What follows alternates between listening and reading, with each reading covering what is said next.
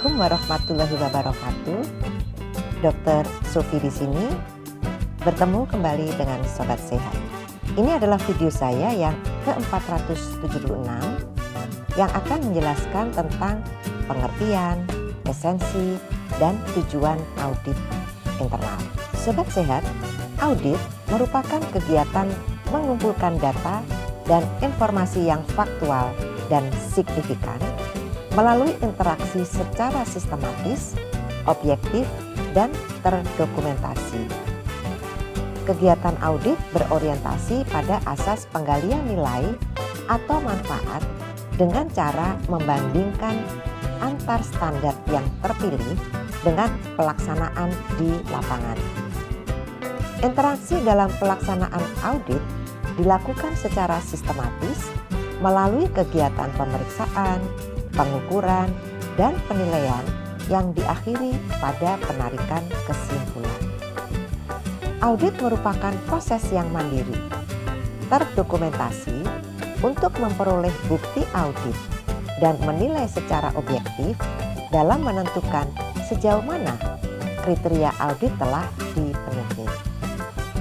Pada dasarnya, audit dilakukan untuk tujuan membantu manajemen dalam meningkatkan mutu dan kinerja organisasi untuk mencapai visi, misi, dan tujuan organisasi.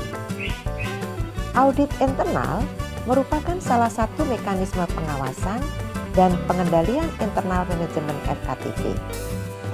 Audit dilakukan dengan cara mendapatkan data dan informasi faktual dan signifikan berupa hasil analisis, penilaian, dan rekomendasi tim audit internal. Hasil audit tersebut dimanfaatkan untuk pengambilan keputusan, pengendalian manajemen, perbaikan dan perubahan untuk meningkatkan mutu dan kinerja organisasi. Dikenal ada dua jenis audit, yaitu audit eksternal dan audit internal. Audit eksternal adalah penilaian yang dilakukan oleh pihak di luar organisasi menggunakan standar tertentu. Survei akreditasi FKTP merupakan salah satu bentuk audit eksternal yang dilakukan berdasarkan standar akreditasi oleh Kementerian Kesehatan. Audit internal adalah suatu proses penilaian yang dilakukan di dalam suatu organisasi oleh tim audit internal yang juga adalah karyawan yang bekerja pada organisasi tersebut untuk kepentingan internal organisasi tersebut. Audit internal harus dapat memastikan sistem manajemen mutu cukup mendukung kemampuan FKTP menampilkan bukti yang valid dan membuka peluang untuk perbaikan berkelanjutan atau continuous improvement. Audit dilakukan berdasarkan kriteria audit. Kriteria audit adalah kriteria yang digunakan untuk melakukan audit yang dapat berupa standar. Standar ini bisa berasal dari peraturan perundangan, kemudian prosedur, indikator, dan target kinerja yang digunakan dalam penilaian audit.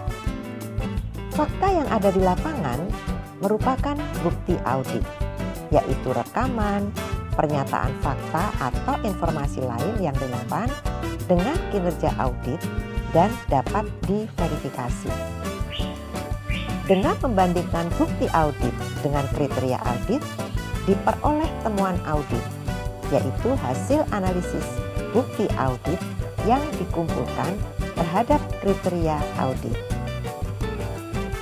Temuan audit dapat menunjukkan kesesuaian atau ketidaksesuaian terhadap kriteria audit atau peluang perbaikan. Sobat Sehat, selanjutnya kita akan membahas esensi audit internal. Untuk mencapai tujuan dan memperoleh manfaat audit internal, maka perlu dilaksanakan dengan pendekatan sebagai berikut. Pertama, proses interaktif. Audit merupakan proses interaktif antara tim audit internal dan auditi. Terjadi komunikasi timbal balik antara tim audit internal dan auditi. Kedua, kegiatan sistematis direncanakan, dikoordinasikan, dilaksanakan, dan dikendalikan secara efisien. Kegiatan audit harus direncanakan dengan baik dan dikoordinasikan dengan pihak yang akan diaudit. Audit internal bukan inspeksi yang bersifat mendadak, tetapi terencana dan harus diketahui sejak awal oleh pihak yang diaudit.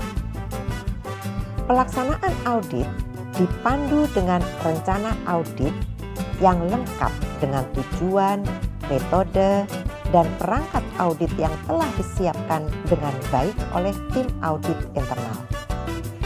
Tim audit internal harus mengendalikan keseluruhan kegiatan audit agar sesuai dengan rencana audit dan didokumentasikan dengan baik. Ketiga, dilaksanakan dengan asas manfaat. Audit internal dilaksanakan harus bermanfaat untuk melakukan perbaikan yang berkesinambungan dalam penyediaan pelayanan di FKTP. Keempat, dilakukan secara objektif. Dalam melaksanakan audit, tim audit internal melihat fakta berdasarkan bukti-bukti nyata, tidak boleh berdasarkan asumsi ataupun intuisi. Kelima, berpijak pada fakta dan kebenaran. Fakta dan kebenaran diperoleh dari bukti-bukti yang nyata yang ada di tempat kerja. Kelima, melibatkan proses analisis atau evaluasi atau penilaian atau pengujian. Bukti-bukti audit dicocokkan dengan kriteria audit yang digunakan untuk menilai kesesuaian terhadap kriteria yang digunakan.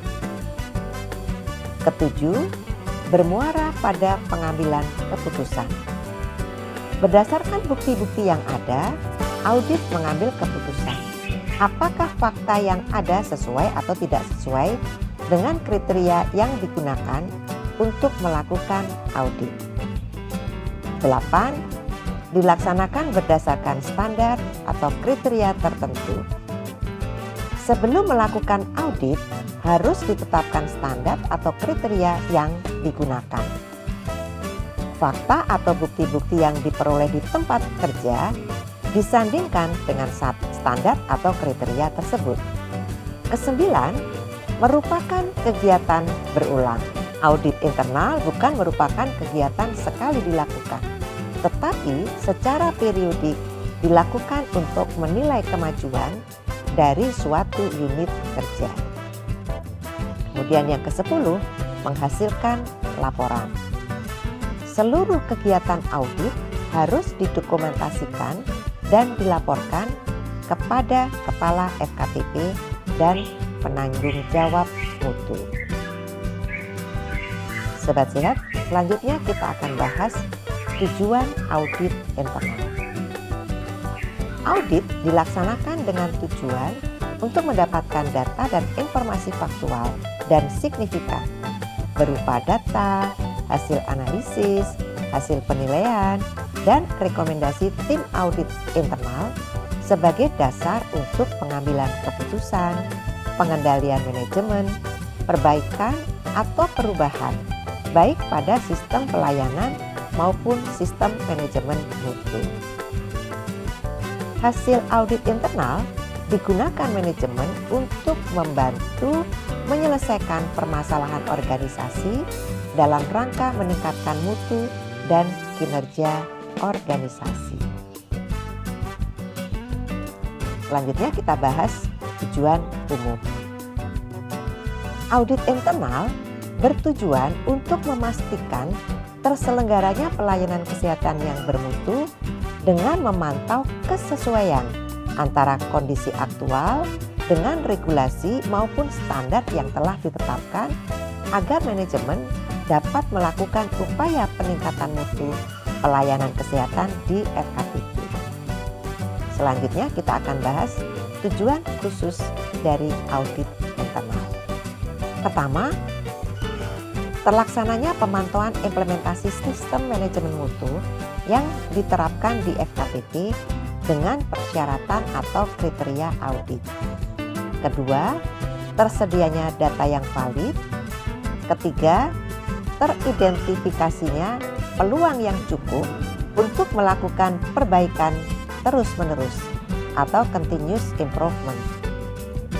Keempat, terukurnya kinerja individu maupun kinerja unit dan institusi.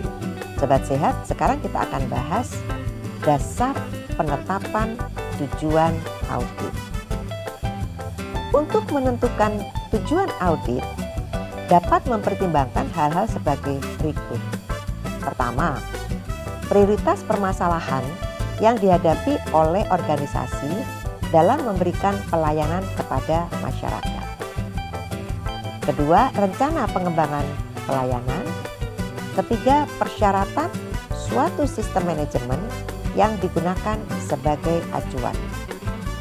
Keempat, persyaratan regulasi atau persyaratan kontrak. Kelima, evaluasi kinerja terhadap pihak ketiga. Dan keenam, adanya potensi risiko dalam kegiatan organisasi. Berikut kita lihat di slide matriks beberapa contoh penetapan tujuan audit internal. Selanjutnya silakan Sobat Sehat membaca pedoman audit internal dan pertemuan tujuan manajemen FKPP, Dirjen Yankes Direktorat Mutu, dan akreditasi Yankes tahun 2020. Demikianlah Sobat Sehat, kita telah membahas tentang pengertian, esensi, dan tujuan audit internal di video 476. Kita akan bertemu di video 477 untuk membahas tentang kegiatan audit internal. Silakan sampaikan masukan dan diskusi di kolom komentar. Sampai jumpa lagi. Semoga selalu sehat. Wassalamualaikum warahmatullahi wabarakatuh.